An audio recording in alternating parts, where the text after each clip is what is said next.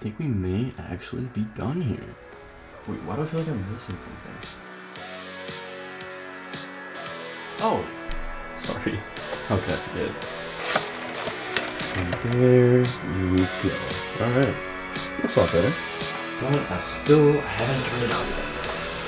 Here goes nothing.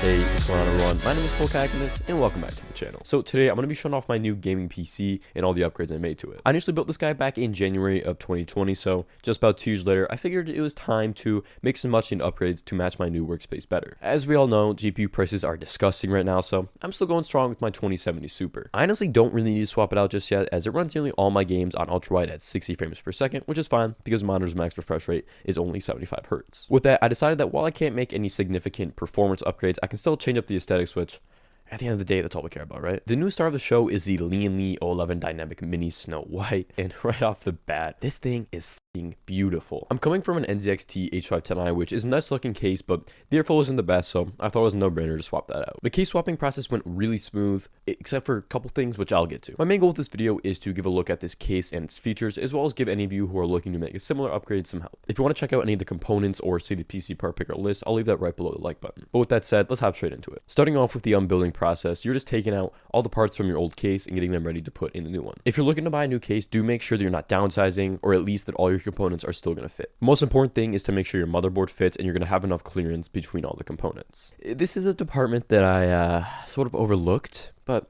I'll get to that in a minute. Don't start playing around with the cables just yet. Make sure you turn off the power. After this is when I remove everything that's plugged into the PC, so the display port cables, mouse dongles, headphones, etc, etc. Then comes the fun part, removing the front case panel so I can start removing things. I always start with the GPU so that I have more room to take care of the other components before needing to remove the motherboard altogether. This is super simple, just unplug all the cables, unscrew the card from the case, and then pull it out. The motherboard in this build is the MSI Z390 Gaming Edge AC. It features Bluetooth and Wi-Fi connectivity, so I needed to unscrew the antennas from the back. Afterwards, I started taking out the various cables plugged into the motherboard like USB 3, all the front panel connectors, and the fan headers. Once that's done, I move on to all the power supply cables powering the CPU, as well as the 32-pin. Flipping the case around to the back, you'll need to screw off the back panel to get the remaining SATA and fan cables. After that's all done, you're ready to remove the 4 screws on the PSU and remove it from the system. If you're going to be keeping this around for your next build, make sure that you're putting those screws in a safe spot. Now that all the cables are out of the old case, you can flip it back around and start dealing with the rest of the components. Setting the case on its back, I decided to get the hardest part out of the way first and remove the RAM sticks. Over to the right was where I installed the radiator, which was very similar to remove from the case. Because I swapped the fans on my radiator for this build, I did have to unscrew them, but if you're keeping the same configuration, you don't have to do this. Although it may be worth taking them out because I had a lot of dust that built up over time. I guess the lesson I learned from this is that, every 6 months or so, take the time to clean up the system so your temps aren't being negatively affected. But with the radiator unscrewed, you can now remove the screw and all the 4 standoffs of the CPU cooler and take it off. Again, this isn't something you necessarily have to do, but because you're going through the entire case swap, I think it makes sense just to change out your thermal paste. If you are, to clean off the old paste, grab some isopropyl alcohol. I only had 70% and it worked fine, but if you can, do try to get 99. I applied it on a coffee filter and was able to remove all the excess paste within a couple of minutes. Make sure that in addition to your CPU, you also wipe off any paste that's on the cooler itself. If you're swapping your CPU, you can do this now, but otherwise just keep it in place. I'm running the Intel i7 9700K, and it's worked pretty well, but it's something I'm looking at upgrading later this year. I don't edit as much on my PC anymore, but when I did in Premiere, it was always a little bit slower than I would have liked. With my new RAM and eventually a new Ryzen chip, if I do come back to this rig, I think it'll be pretty good at editing and other CPU intensive tasks. For storage, I have 2 M.2 NVMe SSDs, which can both stay on between builds. Now, once this is all finished, you can remove all these standoffs and begin to remove the motherboard from the system. Also, don't forget to remove the I/O shield because you don't want to rebuild the whole system and then be like, oh shit. While the motherboard's out of the case, just place it on top of a cardboard box. I just used the one it came in. And with that, you can finally say your goodbyes to your old case and bring out your shiny new one. But before you do actually start building again, make sure to install the RAM into your motherboard if you swapped it out. Opening up and looking at the Trident Z Royals, these are beautiful. This is a 32GB kit with 2 sticks of 16 rated at 3200 MHz. They are ridiculously expensive, but just look fantastic. I've literally had my eyes on these guys since I first built my system, so I figured I might as well just buy them. Putting them in is extremely simple. Just open up the correct slots. If you don't know, you can check your motherboard's manual and then just push them in. Now with that, you can grab the new case. Placing it up on the desk and taking it out of its plastic wrap, I just couldn't help but admire how good this thing looks. I know I keep saying this, man, but I made sure that I removed all the wrap, including any inside the case. Once this was done, I removed the front panel and set it aside so I could begin building inside. The motherboard is the first to go in, but for this case, it's a little different. One of the main benefits going with this one is it can actually fit any size motherboard, so that's mini ITX, micro ATX, and full-size ATX. Since I'm using an ATX board, I just need to grab the extension plate and screw that in. It's pretty crazy that you're able to fit full-size components in such a small form factor. It's much shorter than my previous case, but still does take up a lot of room on the desk. One thing to note though is that while it is technically a ATX case, it only takes SFX power supplies. This is the thing I was talking about. Let me tell you, I was going to install the power supply, and I looked at it and I was like, it's a little small. I was like, you know what, it's fine. Let's just put it in. And I was like, this doesn't fit. This doesn't fit. I was so excited to build, so I had to go to Amazon and drop, I don't know, $200, whatever, $150, whatever it was, on a new one. I know it's my fault, but it tripped me out because I read ATX case.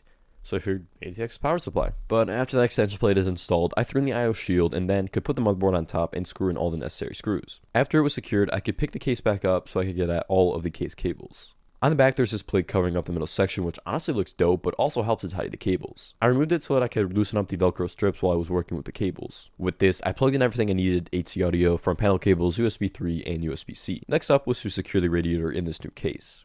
This was a little tricky because I wasn't actually sure which configuration I was going for, but I ended up landing at having two fans on the front of the radiator set to intake, mounted on the front like right side. This is a 280mm NZXT Kraken X62 radiator, which has worked really well, and while it's not one of those dope ones with the LCD display you can put whatever on, it keeps the build running cool. The two fans are 140mm Lian Li unis, which are really cool. The design is fantastic, and you can change the lighting settings in the L-Connect software. But what's awesome about them is that they can connect to one another with their daisy chain technology and only require a single fan cable. It plugs into the included controller, which has 4 headers, meaning that theoretically you could connect 16 fans because you're able to daisy chain 4 per cluster. The controller just needs to be powered with SATA and USB connections, and then it's all set to go. In addition to the fans on the radiator, I have 6 more 120mm uni fans. 3 are mounted on the top set to exhaust, and 3 on the bottom set to intake. I bought the 140mm in a 2-pack for $70, and then 2 3-packs of the 120mm that cost like $85 each. They aren't cheap though. This upgrade alone was like $200, but seriously, they're super high quality and match the aesthetic I'm going for super well, which is all I really care about. With the fans and radiator installed, I could almost install the CPU cooler. Before I did, I applied some new thermal paste, which was really cool. Keeps my CPU cool. Alright, it's Arctic Silver 5, and hey, it works well. Can't say I'm a thermal paste expert, but it does the job. Just a little pea-sized dot is all you need, and then the cooler goes back on. With that, I plugged in the fan and pump cable. I can then go back and grab my 2070 Super and put them into place. Turning around to the back, I grabbed my new power supply. Isn't that fun? The Corsair SF750. Because I never had any issues with my ATX power supply from Corsair, it was always really silent, I just went with this one. I screwed it in and started plugging in the 32-pin PCIe, CPU, fan headers, USB 3, SATA, and the rest of the fan cables into the system. With that, all those left to do was plug in the PSU and switch it on. Walking over to the system, I hit the power button, leaped back to avoid any injuries from potential explosions, and watched it light up.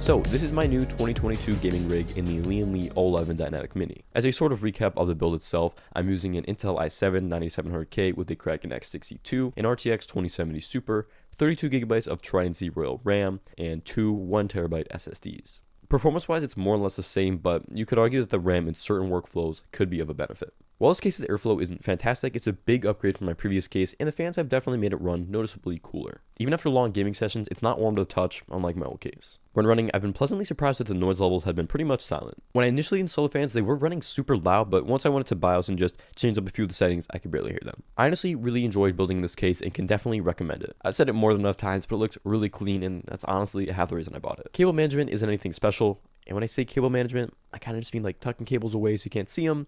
But other than one from the fan, just the way it's positioned, it looks nice. You do have to give it credit though, because the compact build of this case keeps everything real tidy, and the space is definitely utilized in the best way possible. The thumb screws make taking the case apart really easy, which is very much appreciated while building. It's awesome that you can fit any motherboard in here, and really the only con that I can see is that it doesn't take regular size power supplies, meaning that for a lot of people, switching this case also means you're going to have to buy a new power supply. I'll almost exclusively be using this rig to play games, as my MacBook pretty much handles all of my creative work at the moment. I'm really happy with the point this build is at, but then again, I kind of want to make some more upgrades just because it was a ton of fun. I'll have links to each component down in the description, as well as a PC part picker list. I highly recommend checking the site out because it's been extremely helpful throughout this build, but especially during my first one. It lets you know of any compatibility issues and where you can get the best prices on a component currently. To those of you who made it to this point in the video, I want to say thank you. I really appreciate it. Leave a comment down below with hashtag gamingpc if you want to see more content like this in the very near future. But until then, I'm out.